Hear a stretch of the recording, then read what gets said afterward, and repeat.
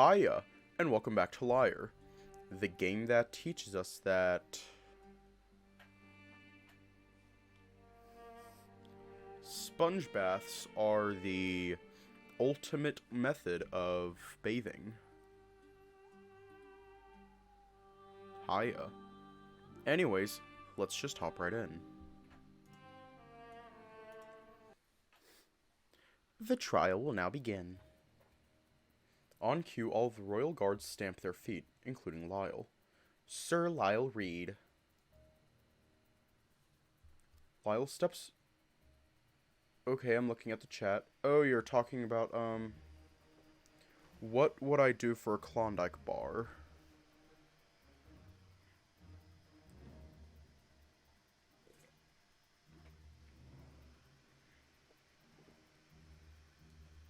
That is a good question. I don't know what I'd do for a Klondike bar. Lyle steps forward and gets on one knee, lowering his head. His tail is tucked between his legs, almost completely limp. Yeah, I'm looking at the chat right now. Why am I looking at the chat?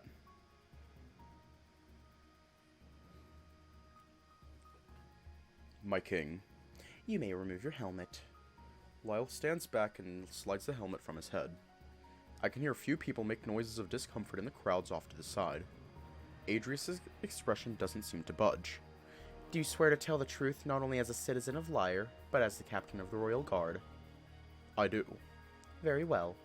As the individual who made the arrest of Lord Richter, you may describe your account of the evening and what happened to the best of your ability. As you wish. Lyle moves to the center, standing in front of me. He beckons to the people sitting off to the sides. Most of you know that I was assigned to Lord Richter on his arrival in the Kingdom of Lyre as his personal guard. This was a decision made by King Raynar himself.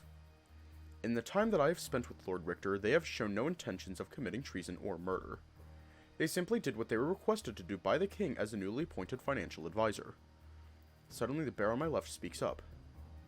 Were you given any other specific duties when guarding this lord? He speaks in a very gruff voice, almost interrupting Lyle. Nothing other than protecting them and guarding their room at night, along with guiding them around the castle. They're foreign, so King Raynar wished for me to help them understand this place. As I was saying, similar to their overall time spent here, nothing out of the ordinary had happened for most of the night leading up to the murder. Richter and I attended the ball and decided to leave early. If my memory serves correctly, Lord Richter left the party before you, after your dance. A few of the nobles look at Oliver as he says this. Oh, okay. His sister stands up next to him, adding on to the statement. He left the ballroom alone, slandering us on his way out after that shameful display. I followed them almost immediately after, and I don't appreciate you— No more interruptions from the jury, please. The twins sit down, one of them waving a dismissive wing in Lyle's direction. You may continue, Lyle. I met with Lord Richter at the ball and we spent some time together before he decided to leave. After I found Richter, I escorted him back to my room as it was closest to where I had found him and he had caught a cold. I knew that my quarters had a fireplace that had already been lit. We stayed there for some time, not intending to return to the party. Then what happened? After a while, a servant came to my quarters saying that King Raynar had sent him to retrieve Richter. The king had business that he wished to discuss with Lord Richter. Richter left with the servant and I stayed behind, knowing he wouldn't need a guard in Raynar's chambers. He clears his throat and continues. After some time, I went to check on Lord Richter. There were no guards posted in the entrance to the staircase. I found that a bit odd, so I ran up the stairs. When I reached the top, I found Richter lying on the ground while Bjorn stood over them, sword drawn and attacking him. I ordered Bjorn to lay down his sword and then found out that Raynar had been killed. Sir Finn had been sent to alert the castle. I didn't think it was Richter who had done it, not for a second. Even so, I arrested them and locked them in a cell. He steps back and Adrius nods his head. Very good. Describe the scene of the crime, please. Lyle steps forward and continues. Very well. Raynar's chambers are at the top of the highest tower with a spiral staircase leading up to it. The entrance usually guarded by 2 members of the royal guard while he's there. After examining the room, we found blood on the curtains and drapes. Other than that, there wasn't too much blood anywhere else. There was also no moisture or snow on the carpet near the window, so it's not likely that it was ever opened. The body was lying on the floor behind the bed. Liz takes a piece of parchment and passes it around to the nobles. Each of them looks at it and grimaces. The dagger. The dagger used in the crime was found to the left of the body. There were clear signs of a struggle, separate from the sword marks left in the floor from Bjorn's bastard sword.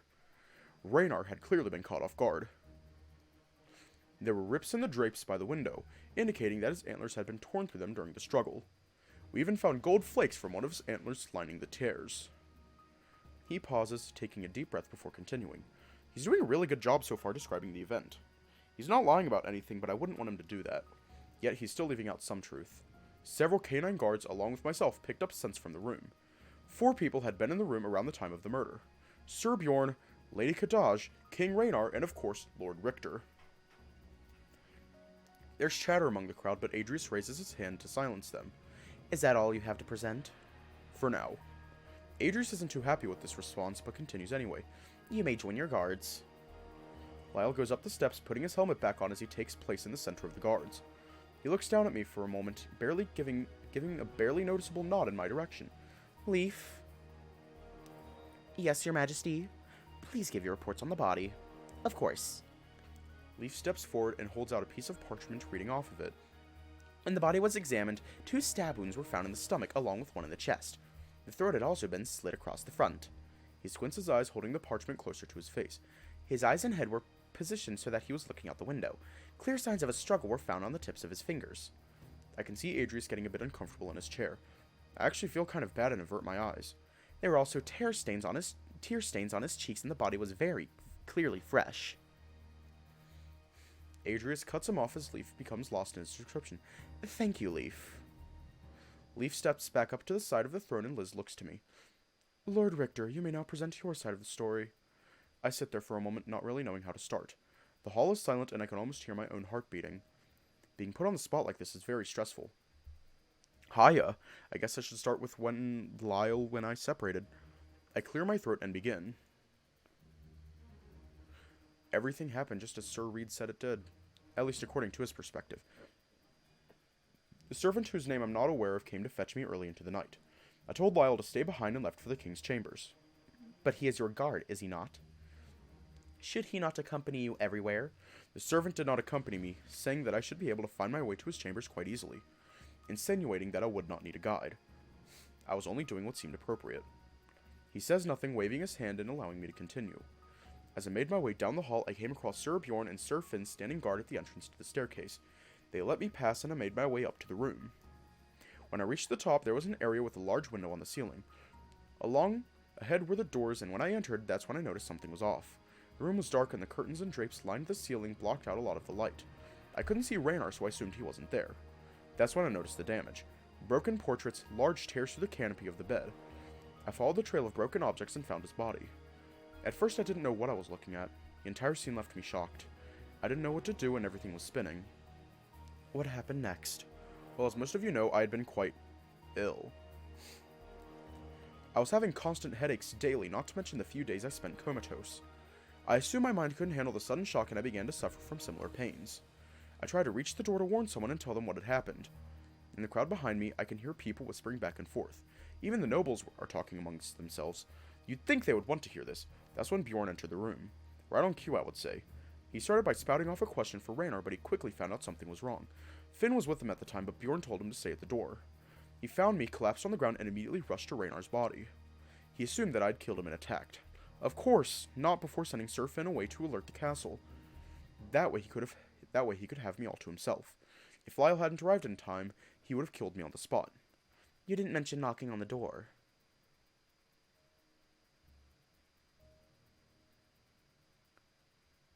What?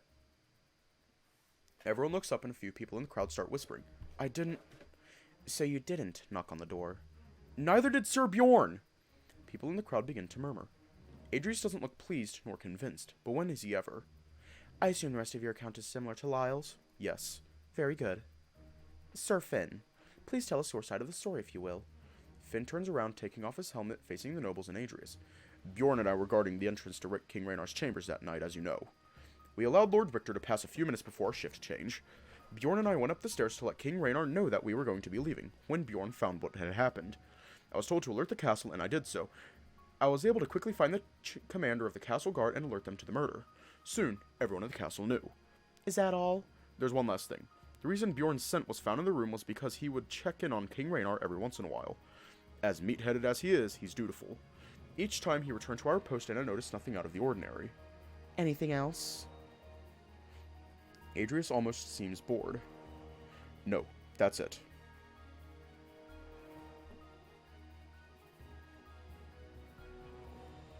Finn places his helmet back onto his head and reassumes his position among the guards.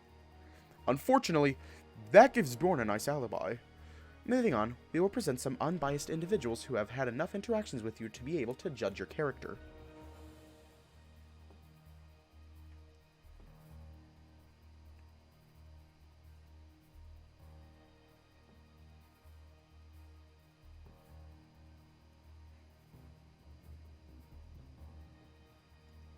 Starting with Leaf. I also feel like Bjorn might be part of it.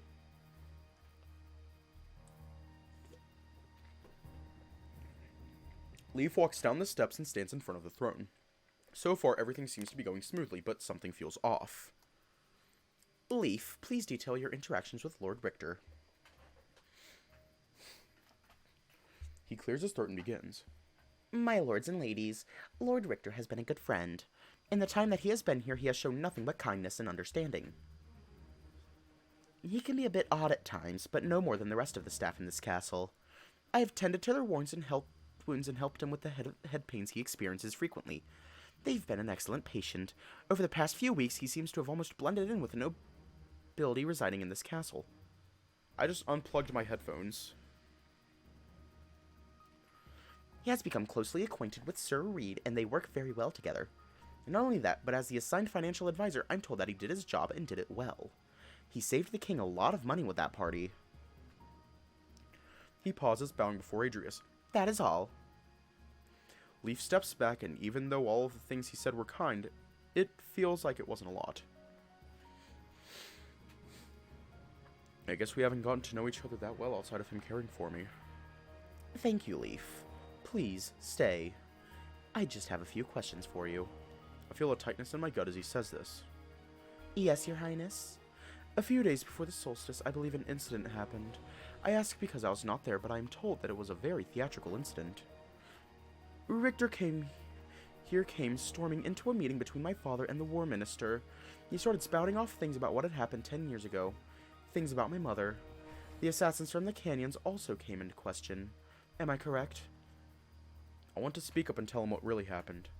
I have a strong urge to do it, but I think the best thing to do right now is to let Leaf talk. Oh, yes.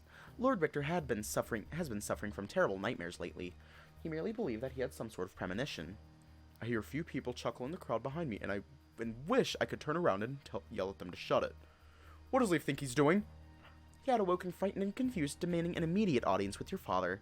Before things could go any further, Lord Richter collapsed and fell into a bit of an unconscious state, though I assured your father that I was just letting him rest. Your father even told me himself that it had been brought up from a story he told Lord Richter the day before. He even admitted to me that he regretted being so open about something, knowing that it troubled Richter. Actually, he might just be saving my ass. Still, I so badly want to tell them. And yet, he wasn't open. In fact, Father never was too detailed when it came to talking about Mother. And yet, Richter here knew many details. This is definitely going downhill. I want to tell everyone about Tigrin and what's been happening to me, but I hold myself back. I just have to trust that Tigrin is handling things, wherever he is. Although, things aren't looking too good, and the more time that passes, the more I yearn for a sign from him. It is a bit amusing that Lord Richter was so interested in Elena's death. The vixen cuts in, talking in a very small voice. I was very close with her, and I'm not even privy to most of what had happened. In fact, Raynar rarely spoke of such things, and when he did, it wasn't much. I fail to see how this has anything to do with what I've been accused of. Quiet. I'm afraid you don't get to decide what's relevant. Remember, speak only when spoken to. I mentally berate myself for not holding my tongue. Still, this is a mock trial if I've ever seen one. Thank you, Leaf, for being so cooperative. I now wish to hear from Minister Elizabeth. Leaf walks back up the steps to the side of Adrius' throne, and Liz takes his place. You may begin, Minister. At first, she doesn't say anything. She's most likely thinking about what to say and how to say it, which I honestly appreciate knowing that my life is possibly at stake. Before the throne room can become completely silent, she speaks up. Lord Richter and I did not have the best first impression. I actually was introduced to them during the incident that Leaf described. It was not a problem at all, really, as I try to be tolerant of things like that. I can't say I've gotten to know them too well. That would be a lie, but the interactions I've had with them have been for the most part normal. I even had time to chat with them during the solstice ball. With them being from Erin, like myself, idle chat came easily. I can't say much about what happened after that. I watched them dance with Sir Reed, and then they left. Even outside of this trial, I keep hearing about this dance. Why is it so important? There's a pause in the conversation, but Liz answers after a few moments of contemplation. Lord Richter and Lyle danced together shortly before leaving the party. Certain people have been spreading gossip, but that's none of my concern. As far as I know, it was a dance, nothing more. Interesting. I did not attend, but I have heard the gossip as well. Adrius looks down at me, sneering. Thank you for clearing that up. I needed a good source. I'm aware that most of the people in this courtroom were present during the solstice ball. Lady Oswell? The Lady Owl stands up from her seat, her winged hands resting at the center of her waist. Yes, Your Majesty. Your brother speaks so highly of your good memory. I feel like everyone could use a nice refresher. I don't like where this is going. Not one bit. I have a very strong feeling that he's about to use another out-of-pocket instance to smear my image. And all I can do is sit here and take it. What was it that Lord Richter said before leaving the ballroom? I've been hearing so much about this little outburst lately. If my memory is as good as you say it is, I remember him saying something along the lines of, to all of you shams who smile at me through your teeth, only to have your good opinion crushed by something so trivial, enjoy yourselves. God, I really did say that. Her memory is impeccable. She doesn't even have a way to cheat like I do.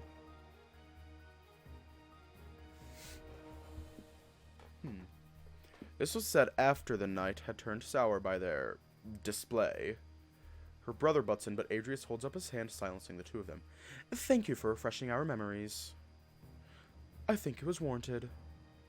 Adrius turns to look at her, and she looks at him too. At first, I'm afraid something might happen, but Adrius just quietly responds. Thank you, Minister. I now call forward Lord Kadaj. Liz walks back to the right side of the throne, and I look over to see Lord Kadaj rise from his chair. He saunters up the steps, stopping where Liz was just standing. Would you have me do the same as the previous two? Yes. Very well. He turns around and shoots a glance my way. I get a feeling from him that I'm not too ecstatic about. Hopefully this isn't too bad. I will be short and sweet about it. My exchanges with Lord Richter have been very pleasant, yes indeed. I believe we both share a similar goal. The cooperation of the three kingdoms. I'm sorry, before you continue, I have to ask. I'm sure this is on everyone's mind, but why were they able to pick up your scent in my father's room? It's quite simple, really. King Raynar wanted to meet with me, same as he did with Lord Richter.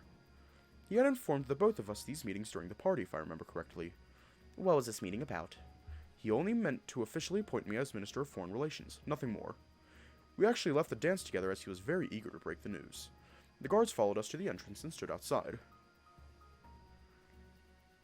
Raynar had no issues climbing the steps, even considering how tipsy he was. The meeting was quite short as we mainly just needed a quiet place to discuss things. After that, I left. Now I'm wondering if I was going to be appointed as something more than the financial advisor. I'm not able to gauge whether Lord Richter committed this crime or not. My impression of them is that they're a good person. If that is all, King Adrius! Lyle turns around from his position among the guards, taking off his helmet and facing Adrius. Yes, Sir Reed. I wish to bring a crucial piece of evidence to everyone's attention. Adrius raises an eyebrow, and everyone else in the room also seems gripped with curiosity. If it will help with this case, then I see no reason why you shouldn't. Lyle walks over to the table with evidence and carefully picks up the dagger that the killer used. When he returns, he holds it out to Kadaj. Seeing the dagger makes my insides turn a bit. Kadaj is looking at Lyle, confused about what's going on. I also don't really understand why Lyle would bring up the dagger now all of a sudden. The entire room is filled with hushed whispers, and through it all, I spot Adrius staring at me. He's probably trying to see what reaction I have to the blade. Lord Kadaj, could you tell me if there are any qualities you notice about this dagger? Anything you might be able to point out? Kadaj gently takes the dagger from him, holding up to his gaze by the pommel and studying it for a moment. Lyle doesn't take his eyes off of Kadaj for a second while he does this. It is a simple dagger, most commonly used with thrusting weapons, but this one is interesting in the design of the blade, almost like a kriss. So you're familiar with daggers like this? Yes, I have daggers similar to it. I do not know why you ask this. He hands the dagger back to Lyle, holding it by the blade. It has already been determined by our castle blacksmith that this dagger is ordinary and could be purchased in Erin or Lyre, correct? Liz speaks up from the side of Adrius' throne. Yes, that was determined some time ago, without a second opinion. I recently consulted a good friend of mine, a blacksmith with experience trading with all of the kingdoms, Eden of Grimrock. I look to my left and see Lord Grimdell stir in his seat. You took vital evidence to one of the village blacksmiths? Yes, it is one of the reasons Bjorn attacked me, as unwarranted as it was. I didn't hear of you getting permission to do such a thing. No, I did not. I accept full responsibility for my actions and any punishment that follows. Lyle did all of that? He's really sticking his neck out for me. Your punishment will be decided later. Though looking at your face, I'd say you already got your punishment, as unwarranted as it was. Continue. Lyle turns and looks down at me before continuing. Eden said that assuming this dagger would be forged and bought in a place like Lyre or Erin is a very common mistake. The origin of this dagger, however, is Driss. Surprisingly, the crowd behind us is silent, listening to what he has to say. Typically paired with thrusting swords, this dagger can also be used by itself in grappling. Kadaj lets out a scoff, but Lyle ignores him. Thrusting swords were invented in Lyre and became exceedingly popular in northern Erin. However, that does not rule out the fact that a rondel dagger could come from Driss. That is the case with this dagger. How can you tell? It looks very plain to me. The guard and pommel of this dagger are made of renamite. It's not gold. The crowd breaks the silence and begins to spread whispers throughout the room. They sure are getting their entertainment. Arenamite, for those of you who don't know, is mined in the south. It is of a similar quality to gold, but equally rare. And hard to distinguish. He draws his sword from the sheath on his back and holds it out to the crowd. Just as rare as Vekrite. Adrius leans back in his throne, his eyes trained on the blade, but his expression is the same as it has been for the past few minutes. Lyle holds up the dagger. This blade is from Driss, and it is unlikely that Lord Richter would have come into possession of it. Only someone who is the highest class of noble would own something of this quality. Lord Kadaj, do you fence? What exactly are you implying?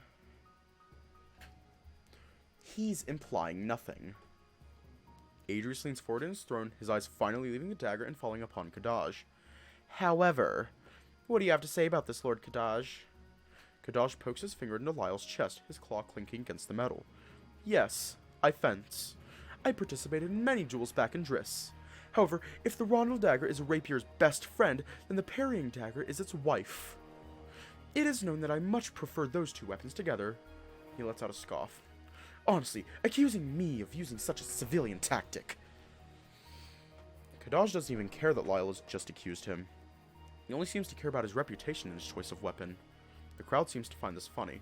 There's an uproar of laughter and even a few of the nobles are giggling behind their hands. Lyle stands there, shocked, but quickly regains his composure. This killer didn't use this dagger with a sword. They only used the dagger by itself. Lyle, enough. The clothes on my back are from Driss. The plates we eat off of are from Erin. Even if this dagger is from Driss, it doesn't change anything. I think it changes everything. Richter is not wealthy enough to purchase a foreign treasure like this from an Iranian market, let alone going to Driss and getting it themselves. Why do you say that? Until recently, they've never even been outside of their own kingdom. As far as I know, they've only recently become a noble. And that's the part I find most odd in all of this. There's too many questions I have about his origin that simply go unanswered. That's not the point. Send for Eden. He'll explain it better than I ever could. I'd rather hear from the person who sold this knife, but I'm afraid that's just not possible. Lyle, I humored your request out of fairness, but this is ridiculous.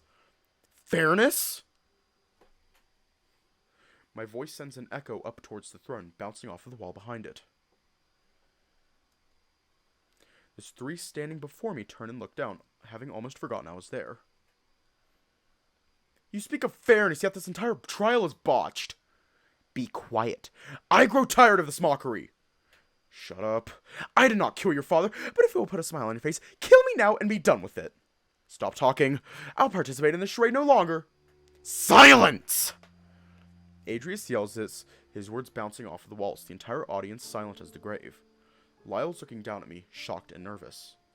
He then dons a face of disappointment. Kadaj was shocked at first, but now seems to be studying the scene as it plays out. Both of you, return to your places. Kadaj begins to walk over, turning to his seat. Lyle stands there for a moment before reluctantly taking his position among the guards. Before Kadaj could return to his seat, I call out to him. You once asked me where my allegiances lie. Adrius jolts his head in my direction, but says nothing to stop me. Where do yours lie? Kadaj stops walking, standing in place. His tail swishes from side to side before turning around to look at me. With Tigran, Richter. As he takes his seat, Adrius begins talking as if nothing had happened.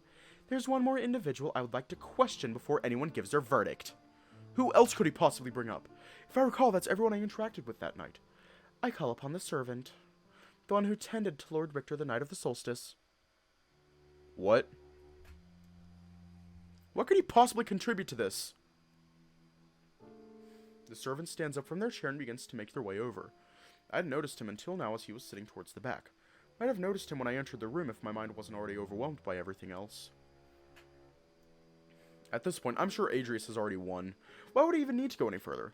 Especially pulling a card like this, it makes no sense. Before I can come up with a conclusion myself, I look over at Lyle. Instead of facing forward like the rest of the guards, he turns his head in my direction. I can't really see his face behind his helmet, but I get the feeling he knows what Adrius is up to. The servant is honestly kind of cute. Oh, hiya.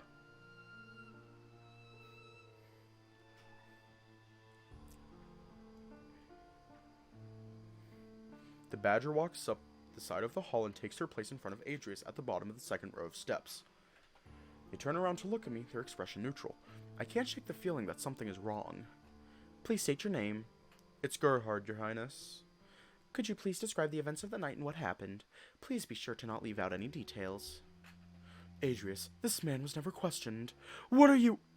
Adrius turns to her, raising his hand. Please, continue. The servant bows low, swaying their arms out behind their back. Of course, Your Highness. I have been one of the servants tending to Lord Richter for a while now. Of course, most of the time it doesn't really feel that way.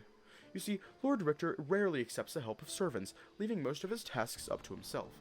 Of course, it's not something I'm unfamiliar with. Your father was the same way. He glances back at me, but Adrius cuts in.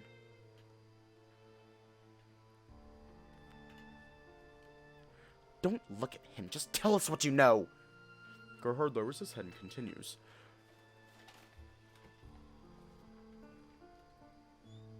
I was asked to retrieve Lord Richter for his meeting with King Raynar.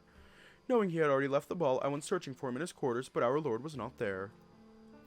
Assuming he had already known about the meeting, I guessed that he had already left for it. That was until I remembered his close relationship with Sir Reed. I figured I would go and check the good knight's quarters to see if he knew where Lord Richter had gone. Adrius. Adrius shoots a look at Lyle, but Gerhard continues. When I arrived at the door, I heard something I believe I shouldn't have.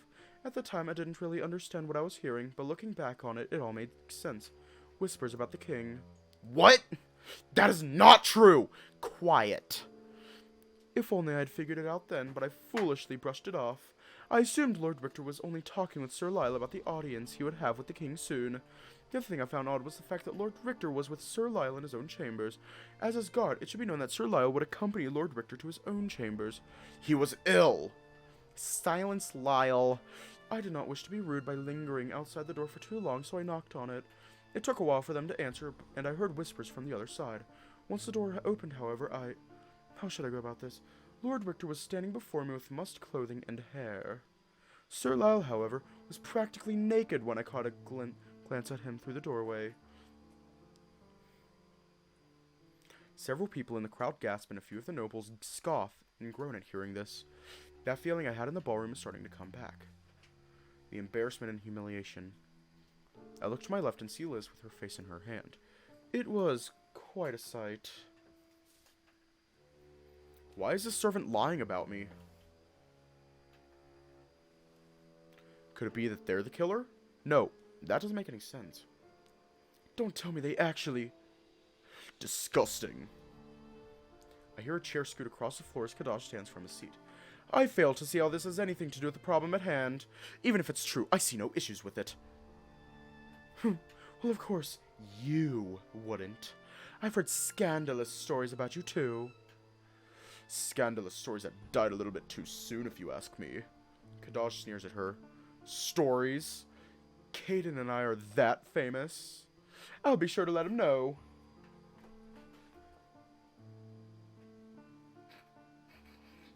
That's awful. Everyone, quiet!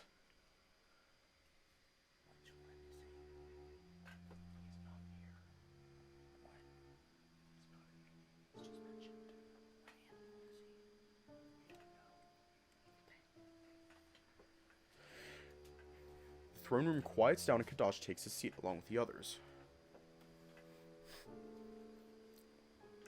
Finish your story. Gerhard's shoulders slouch and he continues. I look over at Lyle and he's fuming. I informed Lord Richter about the meeting and then left. I thought nothing of the whispers and plots at the time, but I should have known. I'm so sorry, Your Majesty. Please forgive me. There's nothing to forgive. Thank you for your account. You may return to your seat. Gerhard begins to walk down the steps and off to the side, but Lyle throws off his helmet. This is ridiculous! He's lying! None of that happened! You've spoken out of turn too many times. You're going to silence yourself before I place your helmet with the muzzle. Do you understand? Lyle opens his mouth to say something, but looks at me and steps back. With this, Gerhard walks back to his chair. Good. My legs feel weak as I look around the throne room. I glance at the nobles, and most of them are looking at me with a scornful gaze. This is the only one who looks concerned. Adrius turns to me and speaks. My lords and ladies, it is time for you to cast your verdict. Slowly, each of the nobles stands for their chair, Liz being the last to stand. At this point, I feel empty. All I can do is glance at Lyle every few seconds and hope things turn for the better. I look over at Leaf, his head hanging low, and I can tell he doesn't like where this is going either. We are going to start with you, Minister Elizabeth. The throne room is dead silent, and I see her look up at Adrius with a pleading face before looking down. I vote that he's innocent. Hearing that word come out of her mouth was a nice bit of validation, but it wasn't enough to quell my dread. The next noble, the small stoat, raises his paw slightly and gives his verdict. I vote that this young man is innocent. There's clearly something more sinister at play here. I mean no offense toward your late father, Your Majesty, but please consider this a possibility. Another resonant verdict. Adrius glares at Lord Braden, but makes no move for a rebuttal. He has this look on his face like he knows with absolute certainty what the results will be. Even if he doesn't, I know what his answer will be. And I have a feeling I know what the other nobles' verdicts are too. That feeling has poisoned my stomach, and I have a feeling it will kill me with the final vote. Guilty. Before I even realized it, Lady Rayana had raised her paw and cast her vote. He was taken red-handed and is clearly demented in some way. Before I can even want to deny her claim, Lord Galen bangs his cane on the floor. Innocent. I can only hope that true justice will be delivered. He looks at Adrius as he says this, his long beard shaking with each word. It is what your father would have wanted. Another lord who thinks I'm innocent. Guilty. Guilty. 2 more votes. And they were fast, too, without any explanation. It's even now. Lord Grimdell stands from his chair, the seat scooting back as his large body rises into the air, towering above all. I vote this boy guilty. I feel my air leave my lungs as my chest tightens. 3 voted innocent, 4 voted guilty. I thought he was cute. I fall to my knees and look down at the ground. No. I hear Lyle let out a faint groan across the steps, but it sounds muffled. In fact, my ears are ringing and my entire body feels a bit numb. He didn't do it, you! I hear Lyle begin to run up the steps, but I see 2 guards rush him down and grab him by the arms. Nobody says anything at first. All that can be heard is armor grinding against armor and Lyle's grunts.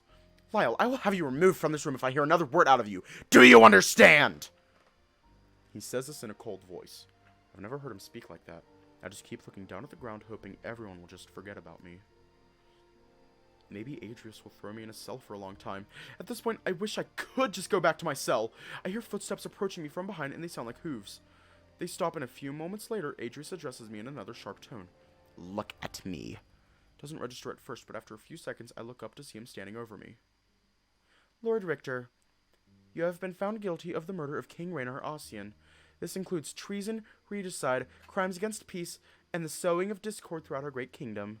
And I'm afraid mental agony is not an excuse for such a crime. His words rub deep into my skin, but I can't feel the anger. Everything is still numb, and I can't stop thinking about just going back to my cell and curling up in a ball. My head is even starting to hurt again.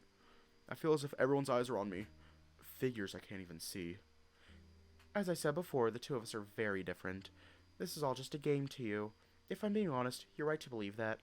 That's how you portrayed it in this cruel world. He looks over at Lyle and then looks to the noble standing on the left before bringing his gaze to me. Our profession has always been seen as a game. Some are better at playing it than others. He bends down so that his eyes are level with mine and lowers his voice to a whisper. You've always been my opponent in this little game of ours, ever since the day you and that cat arrived here. In my opinion, it only makes sense that you would arrive at such drastic measures so soon, and I'm afraid you've lost. Another pain in the sides of my head hits me. He stands back up, throwing his cape back behind his shoulder. Don't feel bad about it, though. You did your best, and I don't blame you for trying to get away with it. Those who are out of their element often have to live by one's wits. What? My eyesight is taken for a moment as I feel my body pulled away from reality. Before I even realize what's happening, I'm thrown to the ground, crashing into a hard object. Oh? All I can do is cough and sputter as my body slumps against the wall behind me. Fear, anger, shock, and sadness. These emotions overwhelm me on a scale I'm not even capable of comprehending. Or maybe I'm just numb to it. Tears rush down my face and I can taste blood in my mouth. The back of my head carries an immense pain and one of my arms feels limp. My other arm is clasped on my stomach, blood pumping out of the fresh wound and seeping into my clothes. The thick crimson substance floods between my fingers, staining the golden brown fur. Standing over me is him, a figure clad in a dark leather coat, brandishing a slender and vicious dagger dripping with blood. His garb is also covered in blood. No! The unbearable pain, I catch a glimpse at their face only for a split second. Raynar coughs up blood and reaches out a hand, his arm shaking and weak. Please! The figure kneels down, swatting the hand away. The hand Raynar was extending to his son.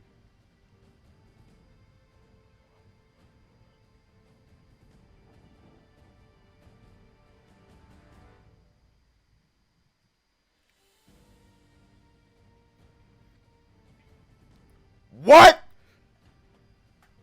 Let's go. Bitch! Adrius. He leans in, pushing Raynar's head back by his antlers and drags the knife across his neck. It cuts deep, and it feels just as real as last time. The pain is awful, and I can feel my grip on reality fading. How did this happen, though? And where are his antlers? He already grown them back by this point, right? No, this isn't possible. He wasn't there. He wasn't... As Adrius lets go of Raynar's head, it slumps back to its recent position, and Raynar looks up at him. Adrius looks angry, but scared at the same time. His eyes are wide open, and I can't get an accurate read on his expression. It's like he's conflicted or lost. Gritting his teeth and looking back with regret? No, he's just a coward. A weak, spineless coward. It's confusing and the pieces aren't all there. But this has to be a sign from Tigran. I know Adrius did it. I know it in my bones. As the life leaves Raynar's body, I can feel all the anger and hate from the past few weeks rushing into my own. When you have nothing left, revenge no longer seems like the worst option. It couldn't be helped. Ugh! Yelling at the top of my lungs and without hesitation, I push myself out of my kneeling position, lunging forward at the deer. I hear the impact before I can even feel it in my fist. You bastard! My knuckles smash into the side of his muzzle, spinning his jaw as he's thrown back. I have to throw the punch using both of my hands as they're chained together, but it lands just as hard. Chain from the shackles flings out and whips him across the face, slinging blood onto the floor, along with the blood that spits out of his mouth. Adrius! Your Majesty! I hear Liz and Leaf yell out, along with several nobles and everyone in the crowd letting out shocked gasps of horror. I collapse to the ground, feeling like all this energy I had left was spent doing that. His crown flies off of his head, landing on the ground near me. Immediately, I notice that the gem at the top is cracked, bits of it scattered across the floor. I don't have much time to think about why I did it and what's going to happen next, though. Adrius stumbles back, dazed and confused, before tripping over the step. Adrius! Oh my god! I try to rise into a kneeling position and look up at what had made that sound. As I get on one knee, 2 guards tackle me to the ground, forcing me onto my knees. Even with the force of 2 men pushing me down, I still managed to glimpse at what I had done. Adrius is propping himself up against the stairs, eyes full of shock. Blood rushes down the side of his head from where his antler snapped off, dripping onto his clothes. There's a large cut on the bridge of his snout, and his nose is bleeding. He must have hit his head on the steps and broken the antler. You! Leaf tries to rush to his side, but Adrius pushes him away. Get away from me! He looks at me, his eyes filled with rage. I've never seen him like this. I've never seen him like this. Arrest him! Arrest him now! Take him back to his cell where he can rot! He's the one who did it! Lyle, I was right the first time! He killed him! I feel a guard's arm wrap around my head as they try to gag me. Lyle! I look around the room, but I don't see him anywhere. Liz and Leaf are standing there shocked, Leaf slowly inching toward Adrius, trying to help him. It was him! Adrius The guard shoves what I think is a rag into my mouth, pulling on both sides and tightening it. The nobles are rushing to Adrius' side, and the crowd behind us is in a commotion. I hear people running around, adding more to the chaos. Adrius, please, let me... Where's Lyle? This comes out as a whisper, and I almost pick up a hint of fear in his voice at not knowing where Lyle is. Where's that dog? I want him put down now! Where is he? Don't just stand around! Find him! Liz, have the gates to the city closed! Nobody is getting in or out until that mutt is found! The 2 guards lift me and start to drag me out of the throne room. Your head will rot in the dirt, bastard! Everything feels like it's moving in slow motion, and all I can do is watch as the chaos ensues. Let go of me! I try to wiggle out and stop the guards, but as I do it, one of them brings their fist back and slams it in my face.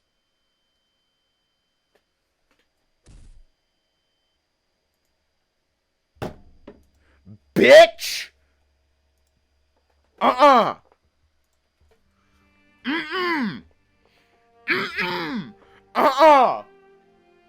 Nope!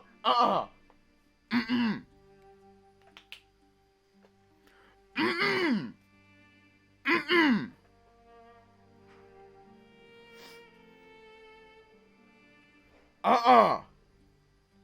Nope! Anyways, we're gonna do a chord progression stream. So if you want to see that, then stick around. If not, stay safe, have a good night, and I will see you all tomorrow.